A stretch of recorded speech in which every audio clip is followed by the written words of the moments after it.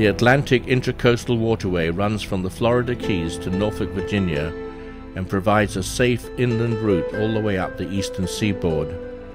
However, progress in parts can be very slow due to the number of bridges which open on a timetable.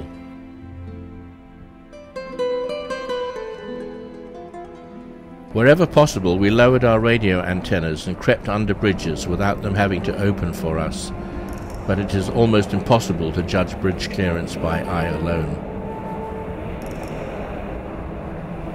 A series of inlets links the waterway to the open ocean, and we alternated between the waterway and the open sea. We picked up an escort of dolphins who accompanied us for some distance along the waterway.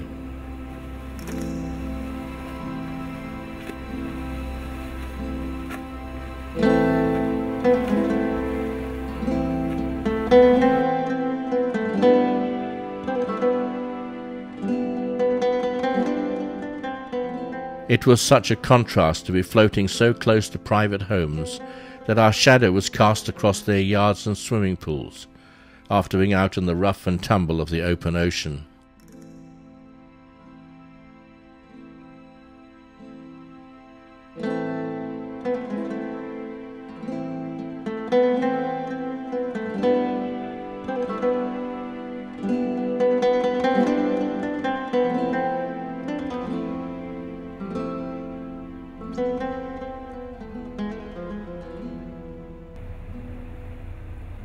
The barge canal led us to Cape Canaveral, where we passed through a lock into the Atlantic Ocean for an overnight passage to Moorhead Inlet. We did not need the radar to warn us of a serious storm heading our way.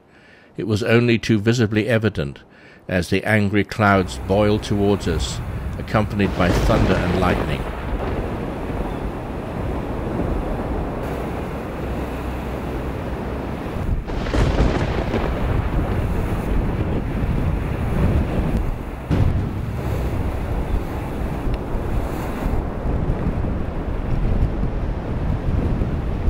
The anemometer read 60 knots in the gusts, but fortunately the storm was short-lived.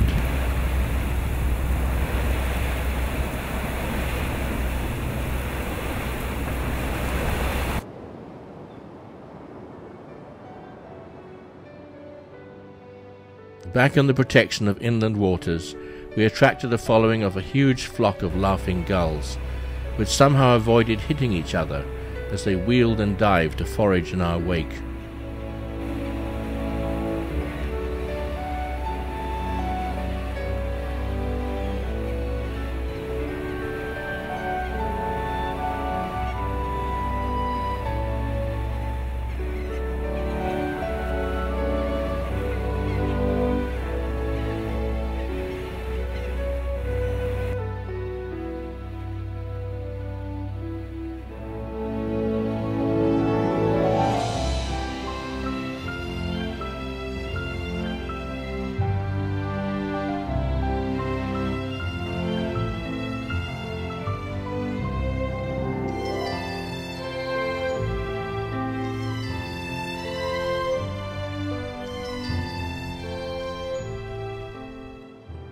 We stopped for one night at Belhaven before continuing up the waterway, which alternated between narrow channels and wide-open stretches. Almost every channel marker had been commandeered by ospreys for their untidy nests.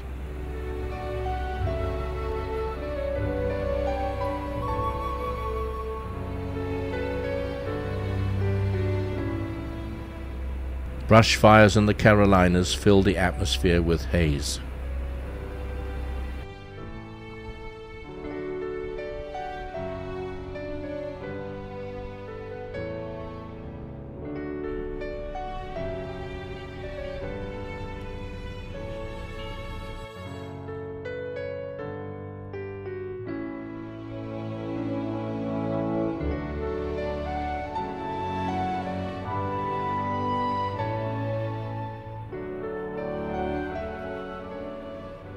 We had now reached mile marker number 1 and arrived at the northern end of the Atlantic Intracoastal at the city of Norfolk, a busy industrial and navy port.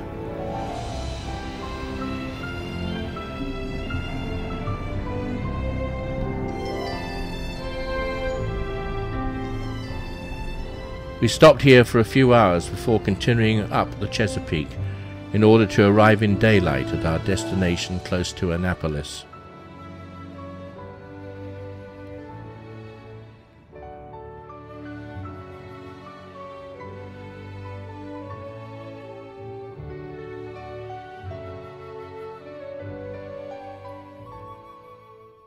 We spent 1 week at Burr Yacht Sales, the Fleming dealership for the eastern United States, with their new and marvelously equipped marina.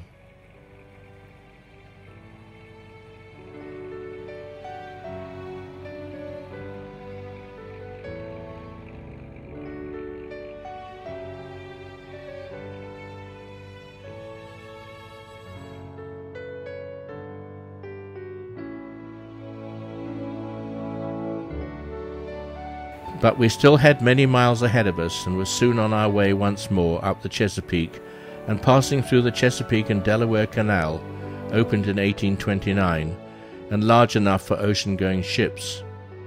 Along the western shore of Delaware Bay, we came within a couple of miles of Fleming's Landing, a tiny spot up a muddy creek which served as Venture's hailing port. The 3-mile-long Cape May Canal led us through to Cape May Harbor, where we spent 1 night before heading back out once more into the Atlantic and along the coast of New Jersey to New York.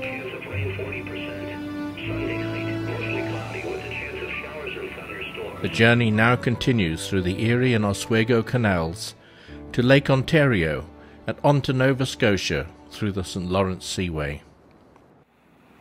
Historic Fort Wadsworth nestles in the shadow of the Verrazano Narrows Bridge, which links Brooklyn to Staten Island.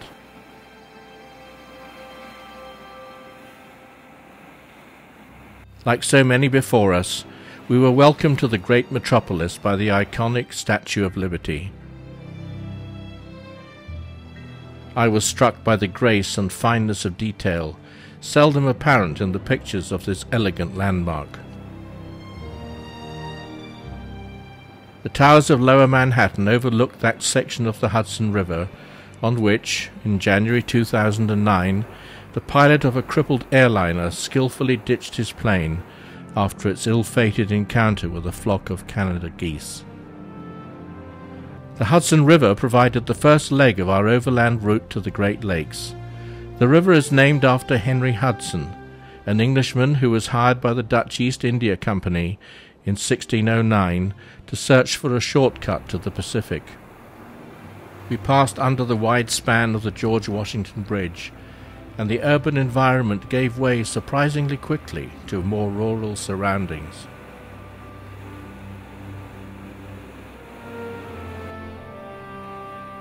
We passed an occasional marina, and on the 3rd day we reached Troy, where we made our preparations for meeting the restrictions of the Erie and Oswego canals.